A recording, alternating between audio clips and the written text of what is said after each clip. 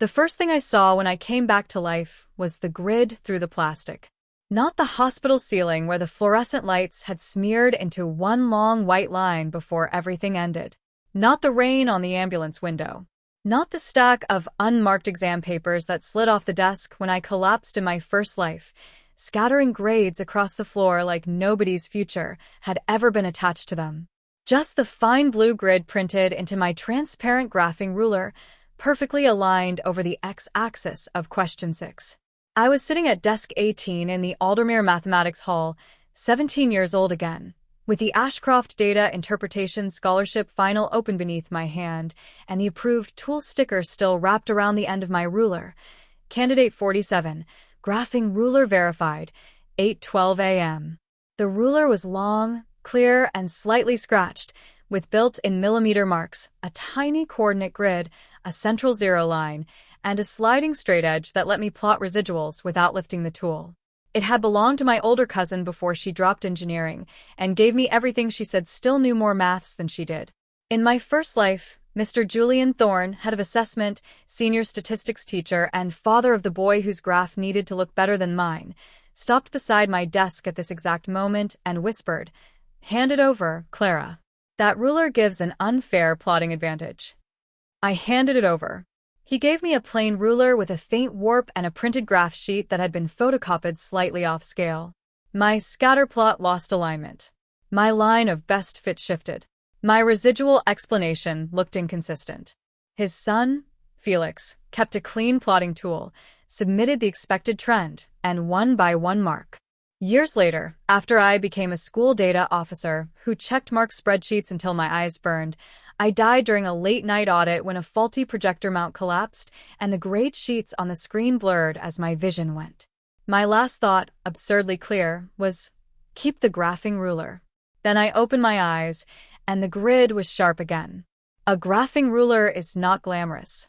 It does not have the polished authority of a calculator or the dramatic shine of a compass. It is a strip of plastic with marks on it, the kind of thing teachers call optional until the student, without it, loses accuracy marks. But mine was more than a ruler. It was a way of keeping the page honest. The Ashcroft Final did not allow graphing calculators, digital plotting, templates with formula notes, or pre-drawn curve aids. But it did allow one approved transparent graphing ruler because the exam assessed data interpretation by hand, plotting points, drawing axes, estimating gradients, identifying outliers, interpreting residual patterns, and deciding whether a linear model was appropriate. A student with a good eye could still do it with a plain ruler. A student with a tired hand, cheap graph paper, and one chance at tuition could not afford still. My ruler helped me see whether the line I wanted was the line the data deserved. My name was Clara Wynne, and I trusted graphs before I trusted people. That sounds dramatic, but graphs had rules people could not soften with smiles. If a point sat at 411, it did not move because someone's father chaired the scholarship panel. If the residuals curved, they curved. If the scale changed halfway along the axis, the lie left marks. My mother worked at a pathology collection center, labeling tubes and calming patients who hated needles. She used to say the label had to match the person before the blood meant anything. My father worked in school maintenance until a shoulder injury moved him into part-time cleaning contracts. He could look at a crooked shelf, a leaking pipe, or a sloping floor and say, "Something is off by less than you think and more than you can ignore." My little sister Tessa loved coloring in graph paper squares and once asked if negative numbers lived underground. We were the kind of family that found jokes in margins because the center of the page was usually too expensive. The Ashcroft Data Interpretation Scholarship was Aldermere's most important mathematics prize. Full final year tuition, a university statistics extension place, a summer data internship, and a recommendation letter from the State Assessment Board. The final was built around applied reasoning rather than memorized formulas. Candidates received messy real-world datasets, rainfall versus reservoir levels, study hours versus test scores, reaction time versus sleep, temperature versus equipment failure, medication dose simulations, public transport delays. The task was never simply draw a line. It was decide whether a line deserves to exist. That was why I loved it. Numbers could be manipulated, yes, but they resisted if you touched them carefully enough. The exam rewarded students who noticed when a trend was driven by an outlier, when a non-linear pattern was being forced into a straitjacket, when a neat-looking average hid unequal spread. I had spent months practicing with old papers, plotting by hand until my fingers cramped, checking every axis scale twice. My graphing ruler became an extension of my thinking. I did not wave it around. I did not need to. It simply stayed flat and told me when the page was pretending. Mr. Julian Thorne taught statistics with the charm of a man who believed uncertainty was something other people experienced. He had silver hair, a warm radio voice, and a habit of writing model answers on the board in handwriting so perfect students photographed it instead of listening. Parents loved him because he spoke about data literacy for democracy. Teachers liked him because his classes produced competition results. Students learned that his kindness came with invisible seating charts. He always knew whose parents donated to the Mathematics Foundation, whose families needed fee extensions, whose marks could be praised as resilient while never quite being allowed to win. His son, Felix Thorne, was good at statistics in the way polished students are often good at things. He knew the language, the expected shape of answers, the clean conclusion. But he struggled when data refused to behave. He wanted every scatterplot to have a neat positive or negative trend. He hated residuals because residuals were the graph's way of saying, "You are forcing this." Question 6 was the trap. It gave a dataset from a fictional tutoring program, number of weekly practice hours versus final assessment improvement across 20 students. The expected lazy conclusion was that more practice hours caused higher improvement. But 3 students with high practice hours showed small improvement because they had entered already near ceiling level, and 4 students with moderate hours showed large improvement because they had received targeted feedback. The scatter plot looked roughly positive at first glance, but the residual pattern curved and widened. A simple linear model was only partly appropriate. The better answer was to identify diminishing returns and a ceiling effect. The grading rubric rewarded candidates who plotted accurately enough to see that the straight improvement story was too simple. Felix, in practice, always drew the line too steep. He wanted effort to look mathematically rewarded in a clean way. His father knew that. He also knew my ruler made the residual pattern too hard to miss. In my first life, the morning began with tool inspection. At the entry table, the external supervisor, Ms. Harrow, checked my ruler carefully. Transparent grid, no formula notes, no angle markings beyond scale, no hidden annotations, she said. Approved. She wrapped the sticker around the end and wrote my candidate number on the tool log. Keep it on your desk. Submit it after the exam if requested. I remember how relieved I felt. I had practiced with that ruler for weeks. The sliding edge moved smoothly. The central line helped align axes. The grid let me check proportional spacing on photocopied graph paper. I knew the feel of it under my fingers. In exams, familiar tools are not luxuries. They are ways of keeping panic from entering your handwriting. At 10:26, I reached question 6 and placed the graphing ruler over the axis. The x-axis scale looked slightly compressed near the right margin, but the printed grid on my ruler helped me compensate. I plotted the first 10 points, then the next 5, then paused. There it was, the curve. Not dramatic. Not obvious enough for someone drawing quickly, but real. I lightly sketched a line of best fit, then checked residual distances. Positive at low hours, near 0 in the middle, negative at high hours. Diminishing returns. Ceiling effect. I wrote a margin note. Linear model overstates predicted improvement for high-hour students. That was when Mr. Thorne stopped beside me. Candidate 47, he murmured. May I inspect your ruler? Supervisors were allowed to inspect tools, so I handed it up halfway. He took it fully. That was my first mistake. This is a graphing guide, he said. It was approved. It may provide an unfair plotting advantage. The rules allow one transparent graphing ruler. Only basic scale markings. That was false. The tool list allowed transparent coordinate guides if unannotated. I knew because I had read it until the words blurred. But he was the statistics teacher. I was the bursary girl. The room tilted toward him. Ms. Harrow approved it, I whispered. External supervisors sometimes miss specialized tools. He looked toward the front, where Ms. Harrow was helping a candidate with a broken pencil. Hand it over, Clara. That ruler gives an unfair plotting advantage. Can I keep it until she checks? No. If you continue using it after concern is raised, your graph may be disqualified. His voice softened. I am protecting you from a tool violation. When I hesitated, he lowered his voice. Your fee review is still pending. Your mother's pathology placement request through our outreach program sits with the same committee. Tessa's numeracy support group is under review. A student from your position cannot afford a materials breach. I heard materials breach and felt the world shrink. He placed a plain school ruler on my desk. Use this. You are strong enough without the guide. That sentence has ruined more girls than insults ever could. You are strong enough without the thing that makes the system fairer. You are mature enough to accept less.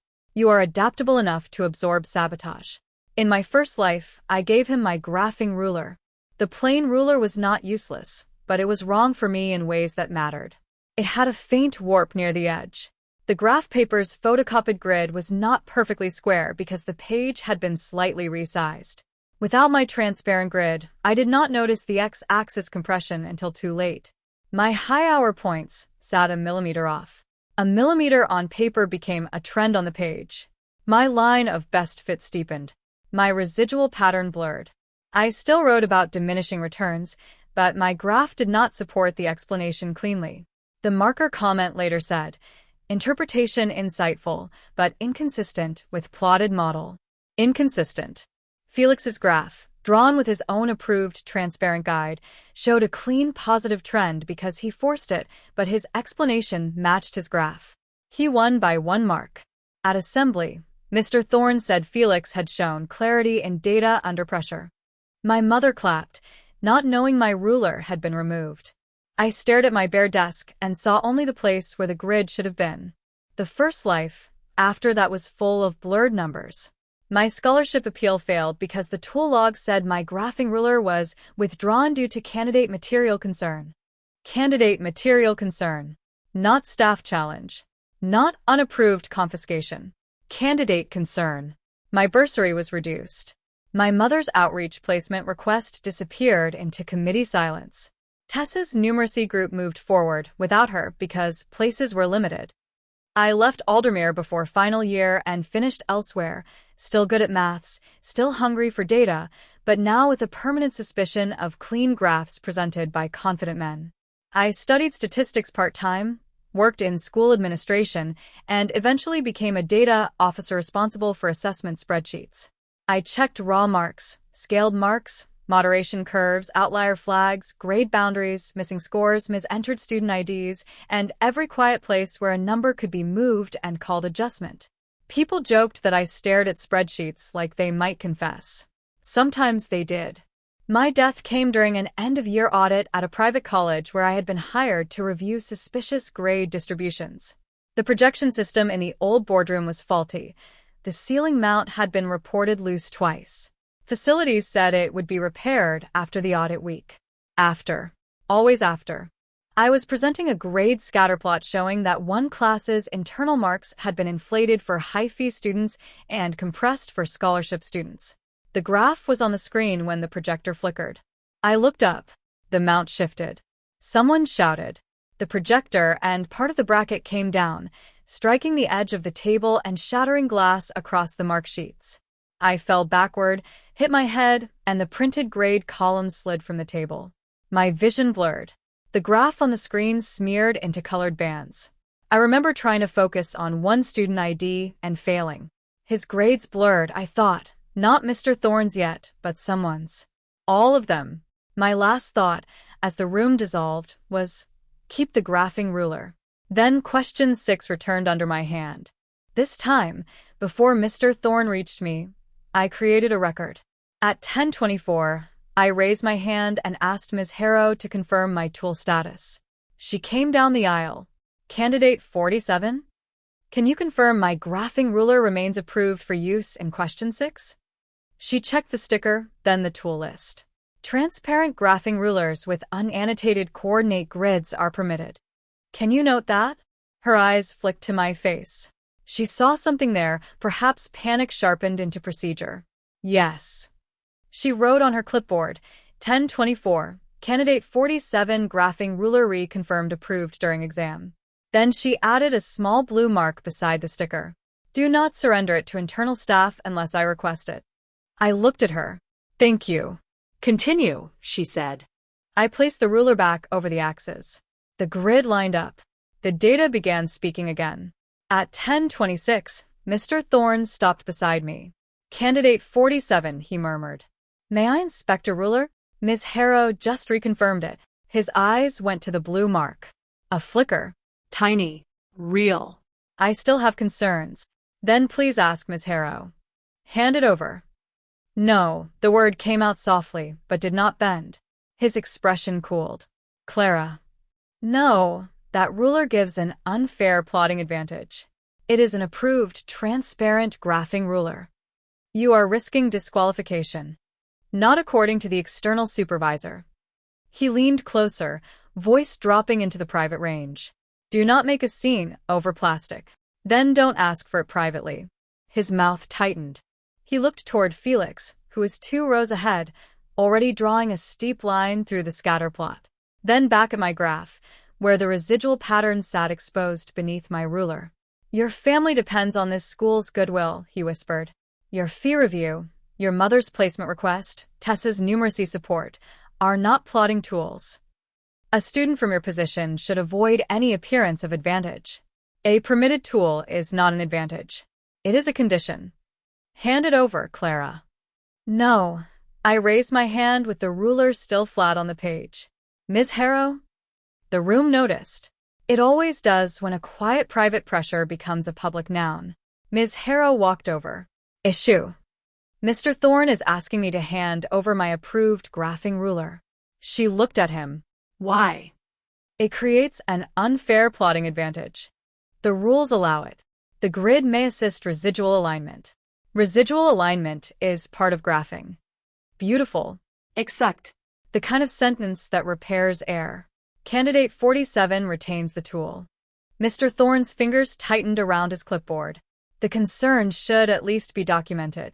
It is, Ms. Harrow said. As reconfirmed approved before your challenge. For the first time, his face lost warmth. I finished the graph with every point where it belonged. I plotted the high-hour ceiling points carefully, drew a modest line of best fit, then sketched residuals below. I did not overclaim.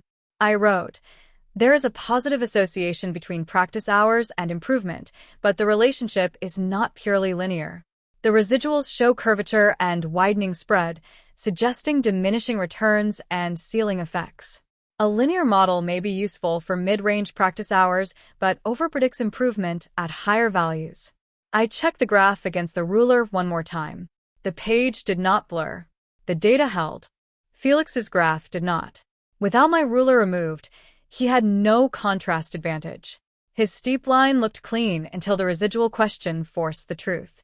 He wrote that the residuals were randomly scattered, but they were not. They curved visibly. Professor Ivan, the external statistics judge, would later call it an elegant misreading. That phrase made me like her immediately. The review began after the exam, because Ms. Harrow had logged Mr. Thorne's challenge. Candidates waited in the corridor while the top scripts were checked. My mother arrived after my message, kept ruler. Thorne challenged. External saw, still in her pathology jacket, hair tucked behind one ear, eyes sharp. What did he try to take? She asked. Families like ours always start with the object. My graphing ruler. Did he get it? No, good. My father came later with Tessa, who had brought a sheet of graph paper and drawn a tiny angry ruler with arms. This is you, she said. The ruler or the angry part? Both. Fair. Through the glass review wall, I saw Professor Ivan place my script beside Felix's. She overlaid a transparent residual template on my graph, then his. She pointed to the curve. Ms. Harrow opened the tool log. Mr. Thorne stood at the side with his clipboard, expression professionally sad. Then Professor Ivan opened the digital grade projection sheet that had been prepared for preliminary scaling. That was where things changed. Felix's candidate row had a predicted top band score already entered beside question 6 before marking was complete. My row had a note: graph inconsistency likely, tool concern. Timestamp 10:23. Before Mr. Thorne challenged my ruler. Before Ms. Harrow reconfirmed it. He had prepared the story before creating the evidence. Professor Ivan turned the screen toward him. I could not hear her question, but I saw his answer fail in his face. Ms. Harrow said something. Principal Dane leaned closer to the screen. Then the grade spreadsheet on the projector flickered. For a second, the rows blurred because the resolution adjusted, stretching Felix's predicted grade, my tool note, and the timestamp into unreadable gray streaks. Mr. Thorne stared at the screen as if willing it to stay blurred. It did not. The projector sharpened again, and the timestamp returned clearer than before. His grades blurred only long enough to show how badly he needed them unreadable. His hand moved toward the laptop, perhaps to close the sheet. Ms. Harrow stepped in front of it. Do not touch the record, she said. I heard that through the glass. The official finding was devastating in the precise way only spreadsheets can be. Mr. Thorne had attempted to confiscate an approved tool after preparing a candidate-specific tool concern note, entered preliminary grade expectations before marking, and created a conflict of interest involving his son's performance. Further review found prior competitions where tool or graphing concerns had been raised disproportionately against bursary students, especially in data interpretation tasks. Felix was not accused of altering marks himself, but his script was re-marked blind by external assessors. He placed fourth. I placed first. The announcement happened the following morning in the mathematics hall. Professor Ivan stood at the front beside a projector showing no grades, only the scholarship crest and the words verified external result. Mr. Thorne was not on stage. Felix sat in the second row, pale and still. My family sat near the back because Tessa insisted she needed full graph visibility, whatever that meant. Professor Ivan spoke clearly. The Ashcroft Scholarship recognizes careful plotting, appropriate modeling, and honest interpretation of imperfect data, she said. This year's winning candidate identified not only a trend, but the limits of that trend, using approved tools and sound statistical reasoning. My mother's hand found mine. The 2026 Ashcroft Scholar is Candidate 47, Clara Wynne. Applause rose around me, but for a second I saw only the grid. The tiny blue lines. The central zero. The way the points had stayed where they belonged because I had not let him take the tool that helped me see them. I walked to the front.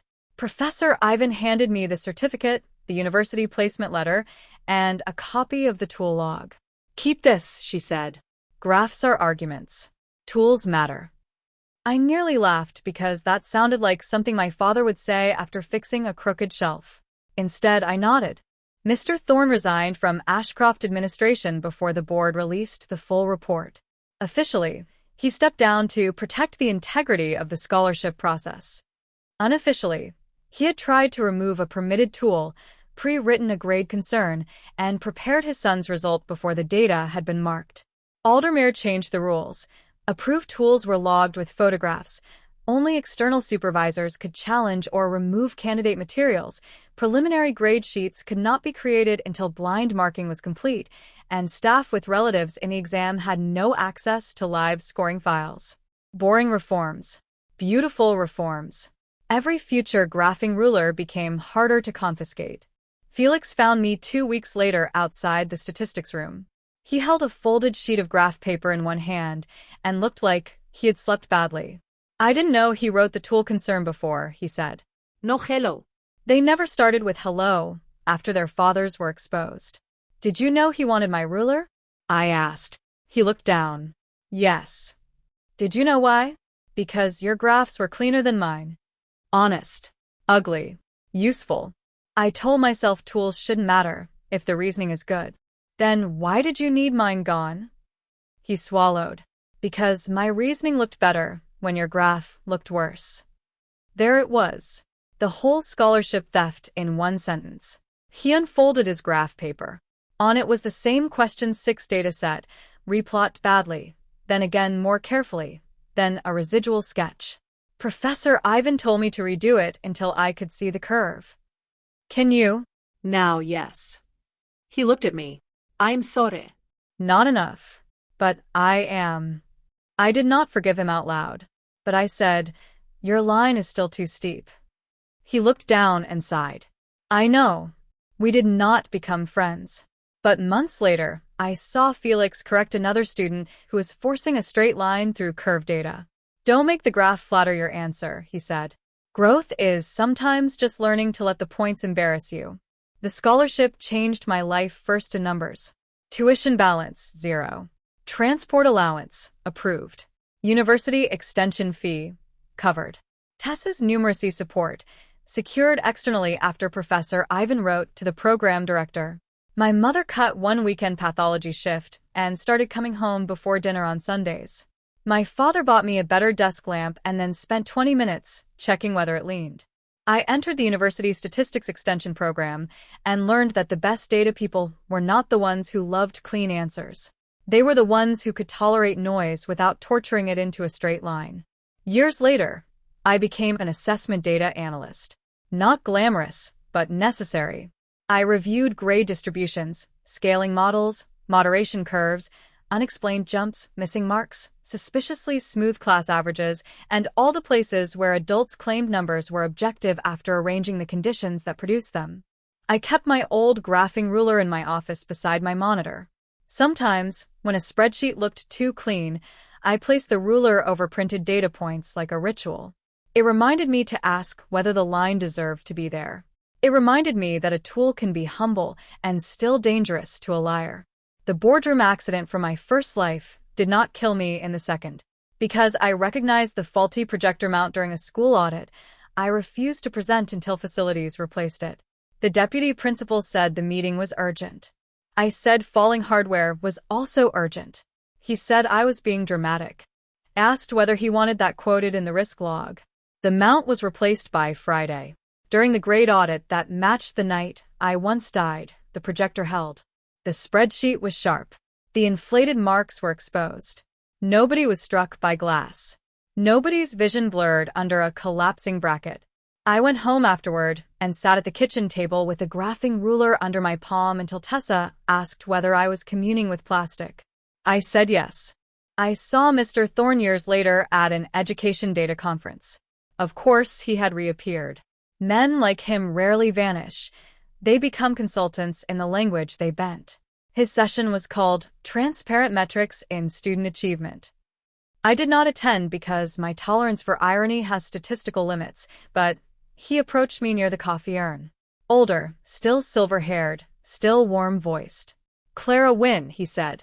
You've become quite influential in assessment analytics. I checked the axes. His smile tightened. That day at Aldermere was unfortunate. Your timestamp was unfortunate. I was concerned about tool equity. You pre-wrote my inconsistency note. His eyes narrowed.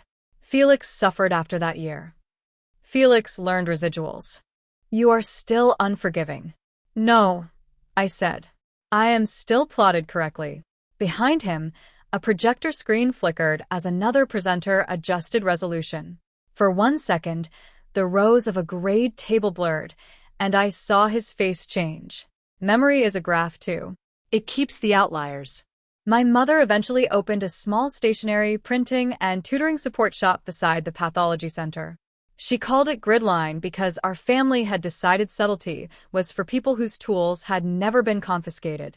The shop sold graph paper, rulers, transparent plotting guides, calculators, pencils, folders, exam sleeves, and laminated checklists that said check scale before drawing conclusions. My father ran a repair corner for lamps and small electronics, and Tessa designed the logo, a tiny ruler standing over a scatter plot like a guardian. On the wall above the printer, my mother painted, "If they want your tool, ask what it proves." Students came in nervous before data exams, embarrassed by messy graphs. My mother would say, "Messy data is fine. Forced data is expensive." Now, when I teach students to graph, I tell them not to draw the line they hope for.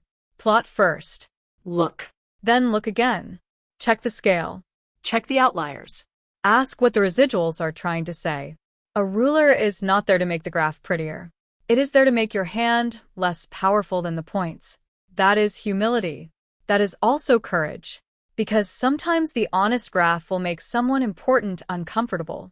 Sometimes the correct model will lower a favorite's mark. Sometimes a transparent strip of plastic will expose a whole marking system trying to blur itself. The simple version is true. I was reborn. I kept my graphing ruler. He told me to hand it over. His grades blurred. But the simple version cannot hold the approved sticker, the blue grid over question 6, the first life millimeter that became a stolen trend, Ms. Harrow saying residual alignment is part of graphing, Felix admitting his reasoning looked better when my graph looked worse, or the projector sharpening the timestamp Mr. Thorne needed blurred. It cannot hold the girl who surrendered a tool because a teacher made permitted accuracy sound like unfair advantage. It cannot hold the woman who learned that the clearest line on the page is often the one someone tries to take away. If someone ever stands beside your desk and tells you to hand over the tool that helps your work stay accurate, do not argue about whether you deserve it. Ask whether it was approved. Ask who logged it. Ask why your precision threatens their fairness. Keep the grid flat over the data until the points speak for themselves. And if their grades blur when the record sharpens, do not call it revenge. Call it data integrity. Keep the graphing ruler. Plot every point. Let the line earn its place.